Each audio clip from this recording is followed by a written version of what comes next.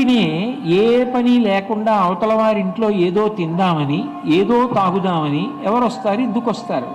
పరమ భాగవతోత్తములైన వారికి అదే పనిగా ఇతరుల ఇళ్ళకి వెళ్ళి తినే అలవాటు ఉంటుందా? ఆయన ఏ భగవత్ కార్యం మీద వచ్చాడో ఆ భగవత్ కార్యం మీద వచ్చినటువంటి వాడికి పెట్టినది ఏది ఉందో ప్రేమతో అది అక్షయమవుతుంది.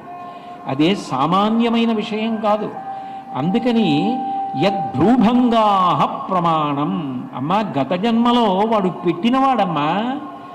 అవతల వారి కష్టం వినేటప్పటికీ వాడి మనసు కదిలిపోయేదమ్మా, బాధపడిపోయేవాడమ్మా అని ఆ పేరు చెప్పగానేట లక్ష్మీదేవిలా కనుబొమ ఎత్తుతుందిట.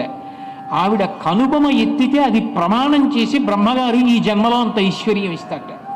యద్భ్రూభంగా ప్రమాణం స్థిరచర రచనాతారతం జే మురారే వేదాంతా తత్వచింతాం మురవిదురసి యత్పాద